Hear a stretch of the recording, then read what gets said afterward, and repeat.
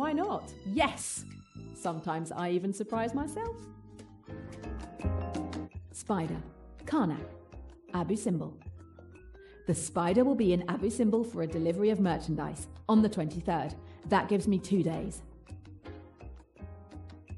He won't slip through my fingers this time.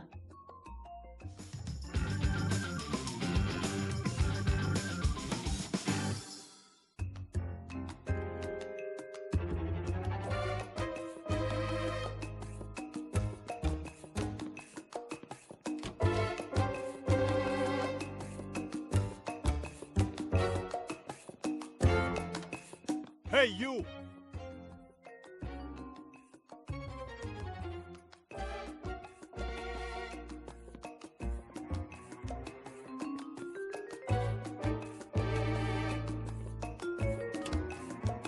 Hey, you!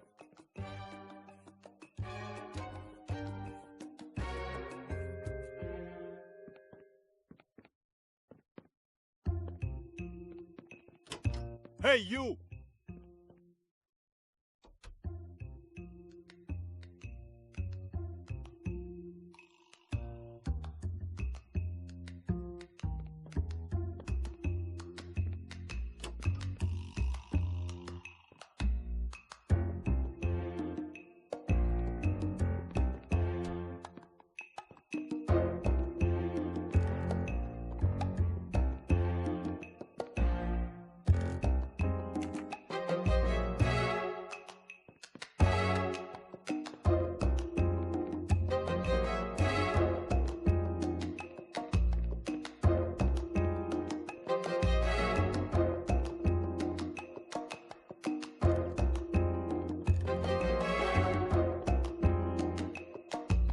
Hey, you!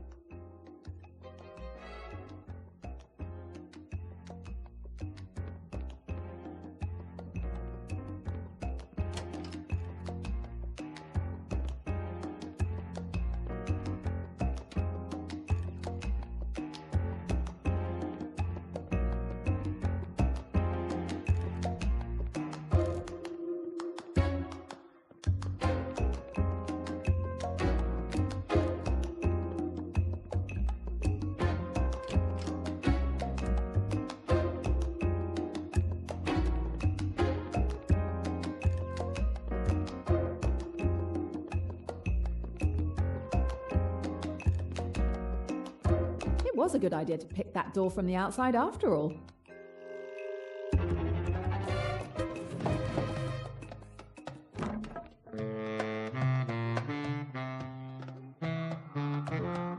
Finally free!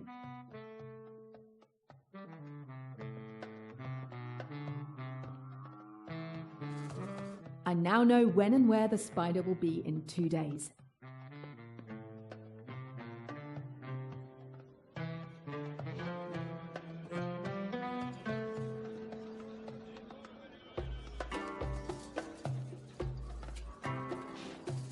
If I call the police now with the information I've gathered, they'll have all the evidence they need to raid the house and arrest everyone.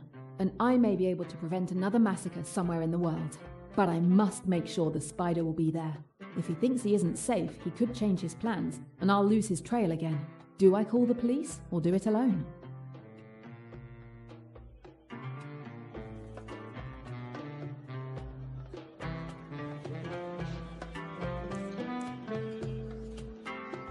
Hello? I have information about a major illegal arms deal. No time to waste. I have to get to Abu Simbel.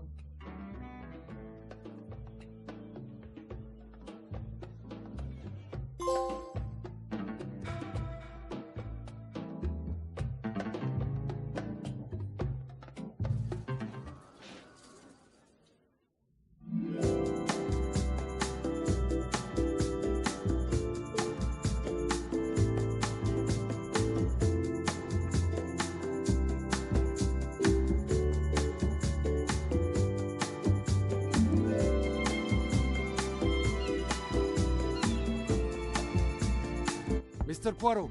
Mr. Poirot, come quickly! There is a problem!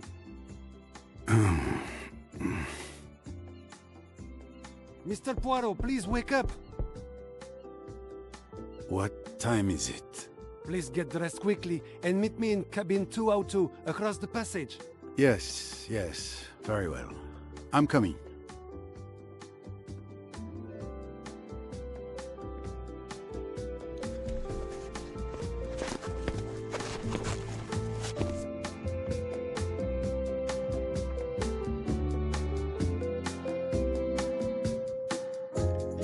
Nine o'clock?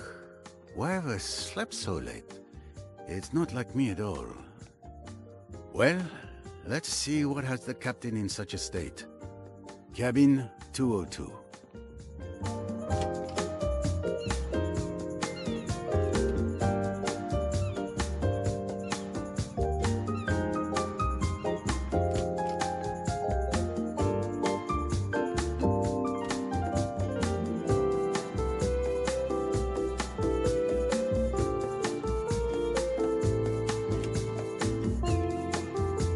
I really don't feel well. It's more than just simple fatigue. Sorry, sir. The captain has ordered that no one is to go up or down. I don't understand what's happening, but he's in quite a state.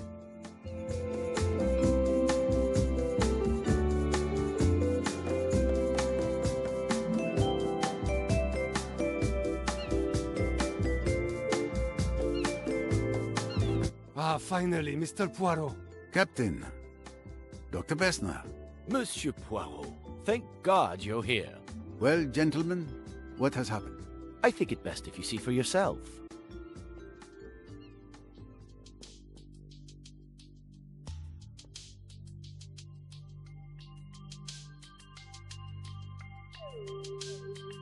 Oh no, poor child. Poirot, this is your fault.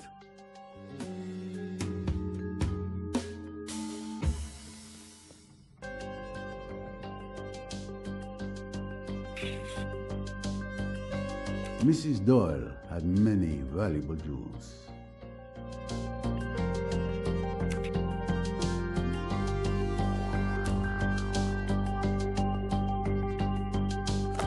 Ah, a case where Mrs. Doyle undoubtedly kept her necklace. Empty.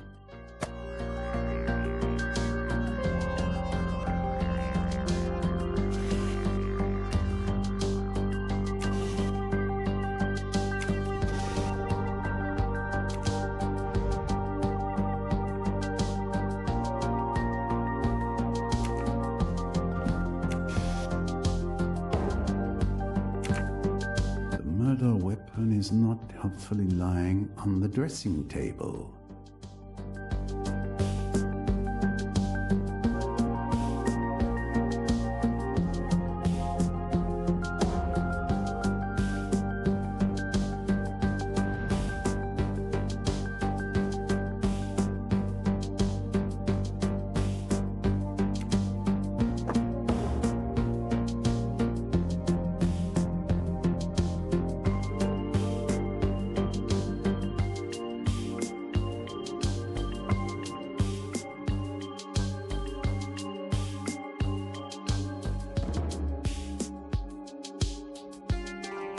The letter J is drawn in blood. There's blood on one of her fingers. Obviously, she wasn't wearing her necklace to sleep. Small caliber bullet fired at very close range, judging by the burn marks. No signs of a struggle or bruising on the body.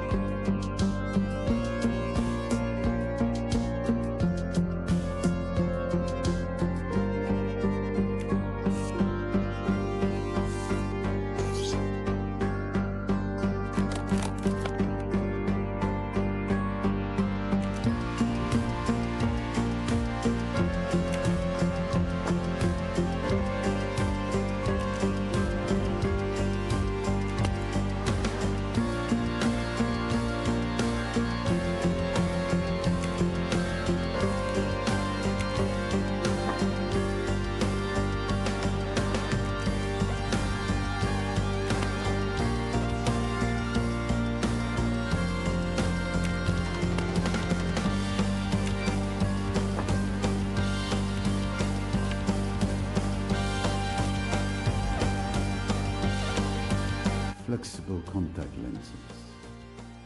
Madame Doyle was on the cutting edge of ocular technology.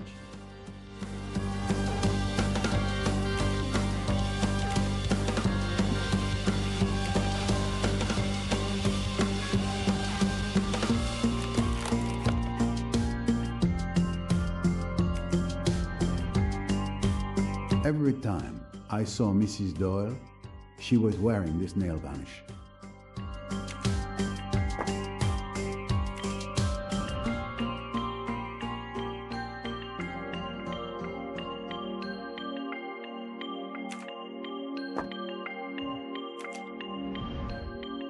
I'll never understand fashion.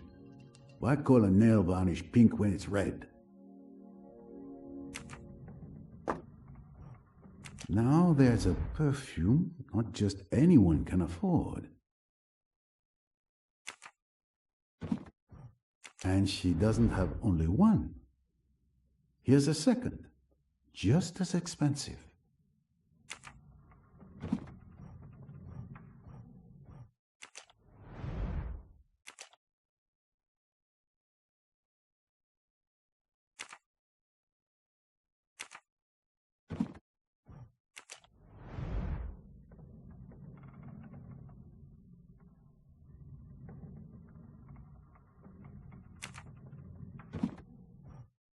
Well, and a third perfume.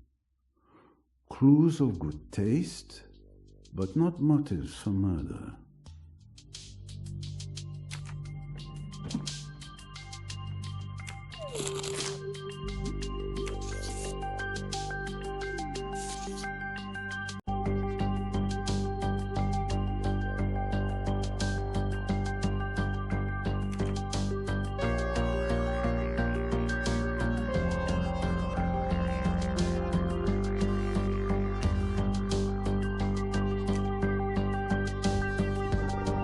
No trace of the weapon.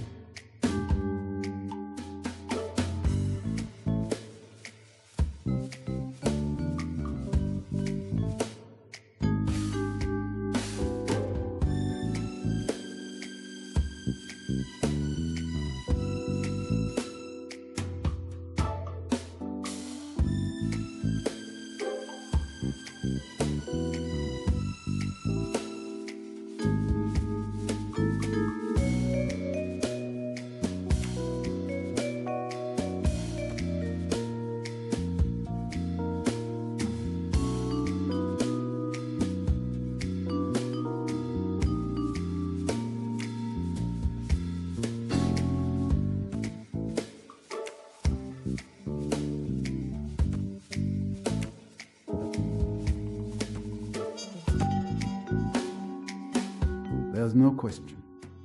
Mrs. Doyle was murdered. Excellent detective work. Naturally. I don't think I can learn any more here at present. Time to compare my observations with those of Dr. Bessner.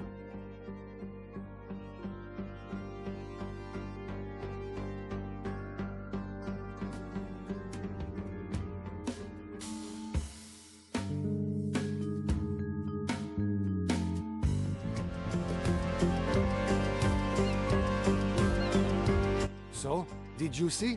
Did you see that poor young woman? It's a tragedy, but we must stay calm if we want to find the culprit. I have a small idea of the situation. Lynette Doyle was killed in her sleep by a firearm, placed directly against her temple. I also noticed that her pearl necklace was missing, perhaps taken by the killer, but it's too early to assert that. And the J written in her own blood. Do you think she was trying to identify her killer? Given her animosity, Jacqueline de Belfort would seem like the obvious choice. What do you think? My friend, once the Earth was thought to be flat. That was the obvious choice at the time.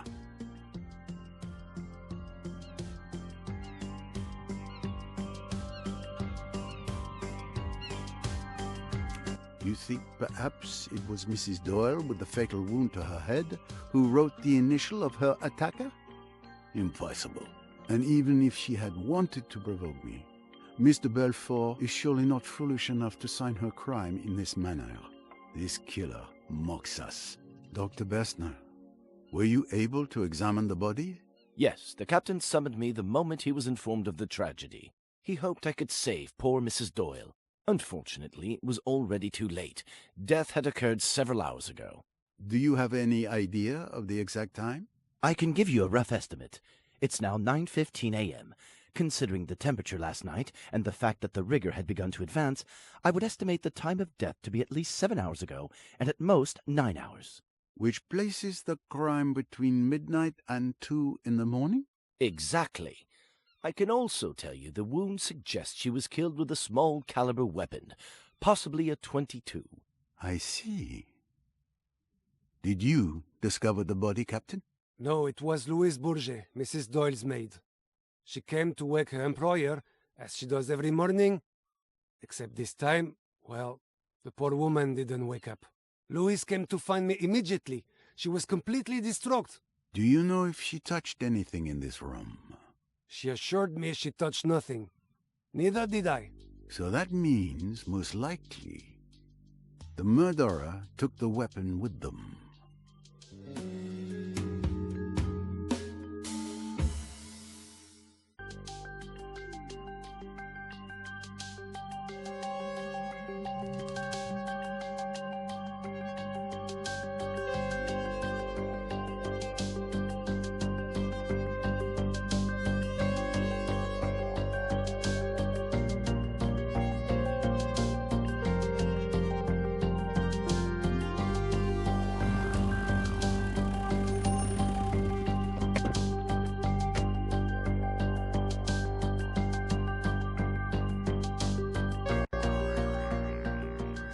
And that's how I ended up here.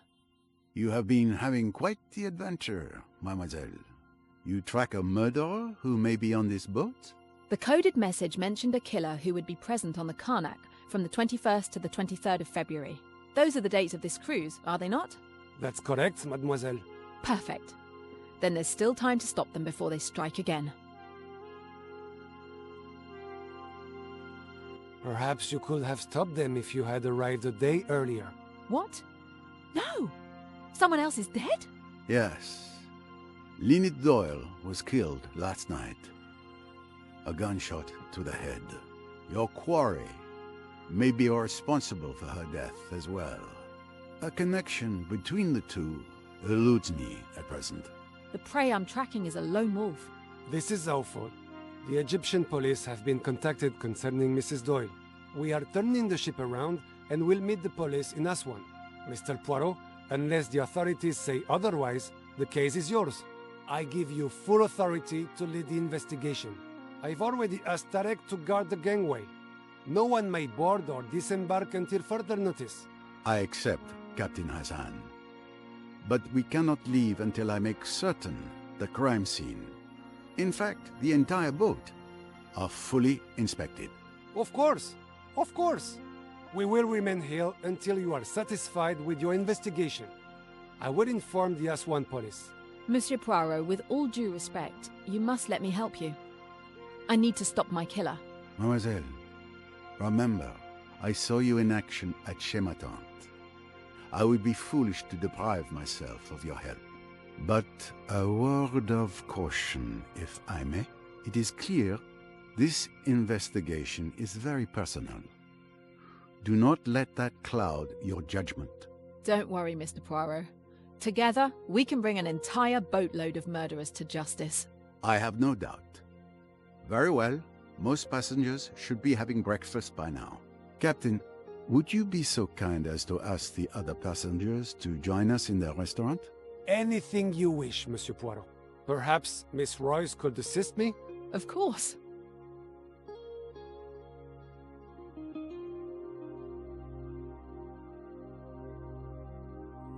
I must go to the restaurant to speak to the passengers.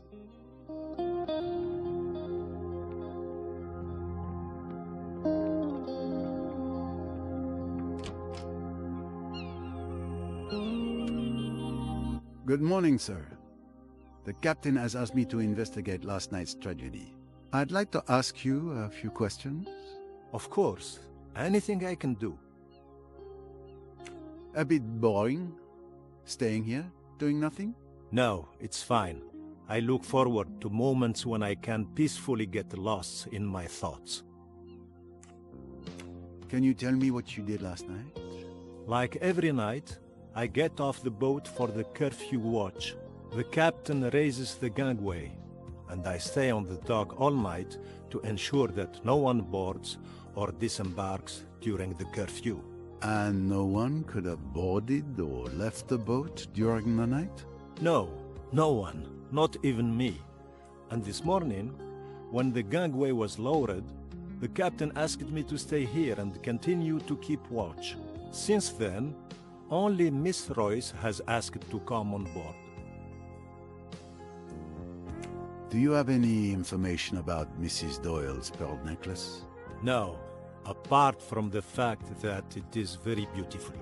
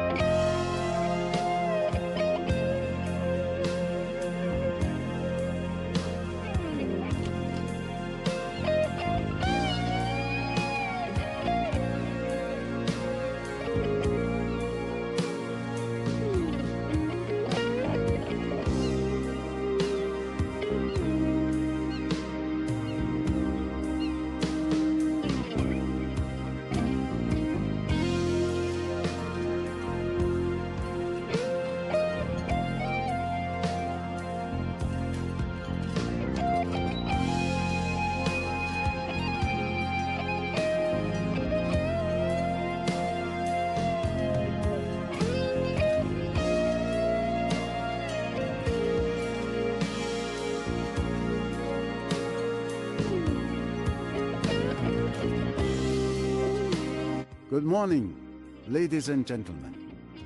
I'm sorry to disrupt what promised to be a beautiful day, but I have some terrible news. Lynette Doyle was found dead this morning, murdered in her bed. My God! The poor child. Shinjirarenai. Captain Hassan here has asked me to investigate this murder. I intend to do so with the assistance of Miss Jane Royce, a private detective who has come aboard working on another case. The murder weapon was a .22 caliber revolver. She will be searching each and every one of you for the gun, and anything else which might be relevant to this case. I trust you will comply. Do you recognize her? She's the mysterious friend of Mrs. Leach, who showed up at the party in Mallorca and then just left without a word. Thank you, Mr. Poirot. I'm now going to search each of you. Meanwhile, the captain will confiscate your keys and lock your cabins. You will not have access to your cabins until we've concluded our searches.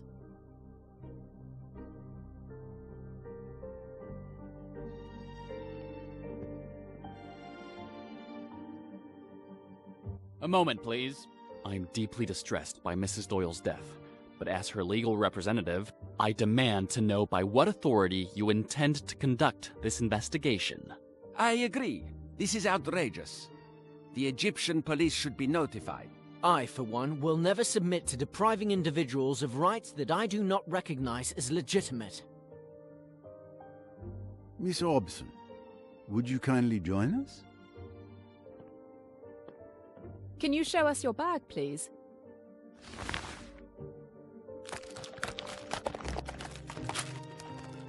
Thank you. Mr. Richetti, if you would, please.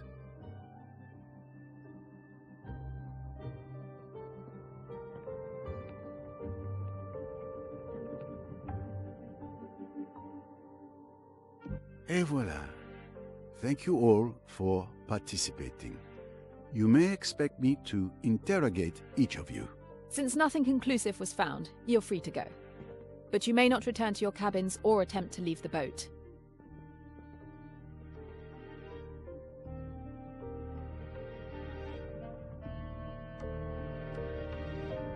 Captain, a word if I may. I asked you to ensure that every passenger joins us here, but I didn't see Mr. Doyle, Mr. Belfort, Dr. Bessner, or Miss Bowers. My apologies, Mr. Poirot. With all that's going on, I forgot to tell you. Dr. Bessner is tending to Mr. Doyle's wound. As for Miss Bowers, she's watching over Miss de Belfort, who is in quite a state. For what reason? Has she said anything to you? It's a bit complicated. I think you should see for yourself. Mr. Poirot, I know you'll want to question the passengers since you know them better than I do. While you do that, I can search their cabins. The captain gave me a master key, so I don't have to try and figure out what key goes with which cabin. Would that work? Quite right, Miss Royce. You have read my mind.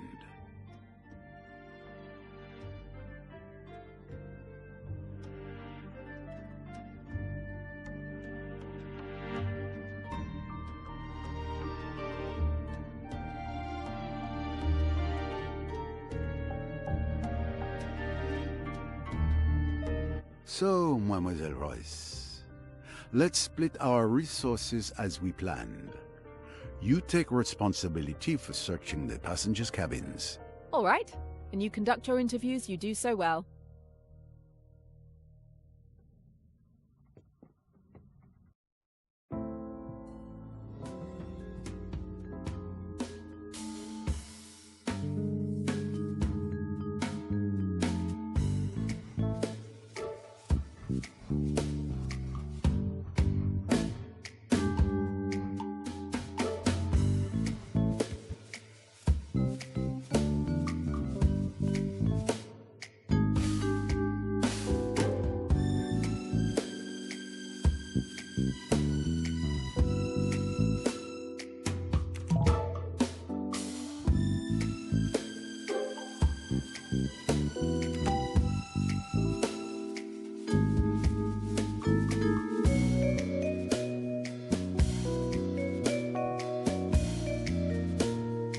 Of course.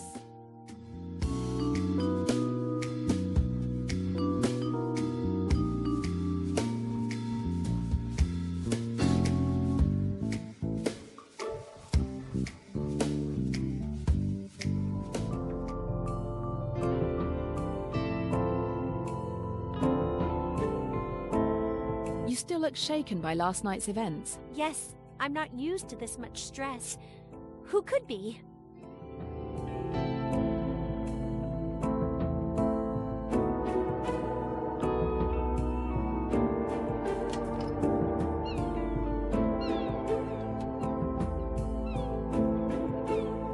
You don't seem like the river cruise type. Is there a type? I suppose there is. I've always been an outsider. I am who I am, and I am perfectly content to be who I am.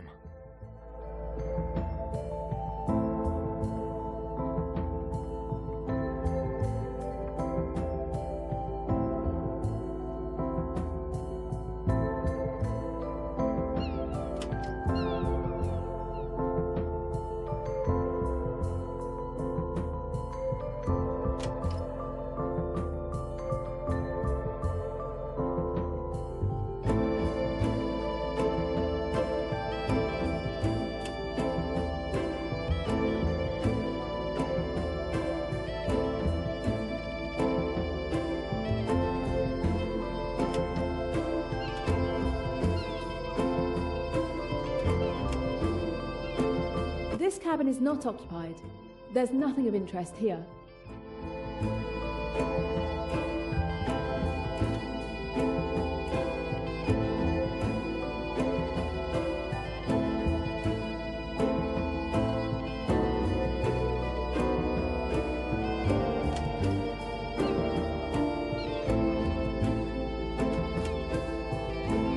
This would be Monsieur Ferguson's untidy stateroom.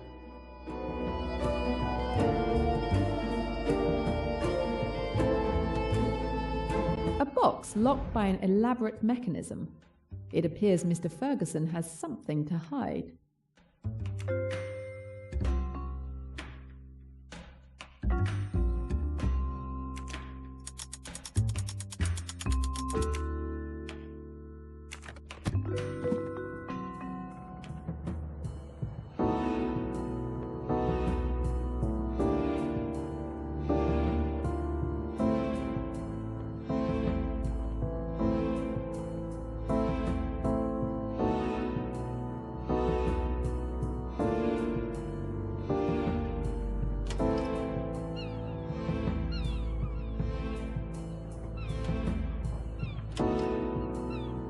This is the cabin of Guido Richetti.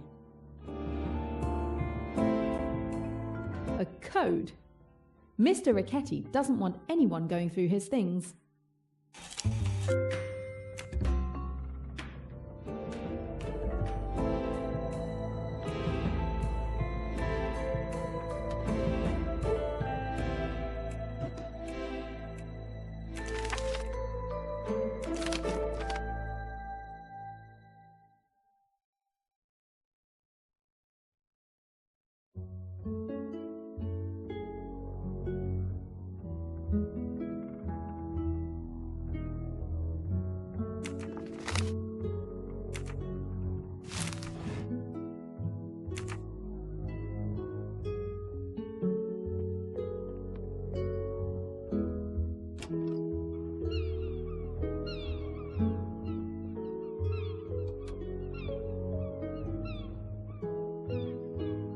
Excuse me, Tarek. I wanted to thank you for letting me speak to the captain this morning. Ah, Miss Royce, I'm sorry for making you wait on the dock. I could do nothing until the captain arrived. Those were my orders.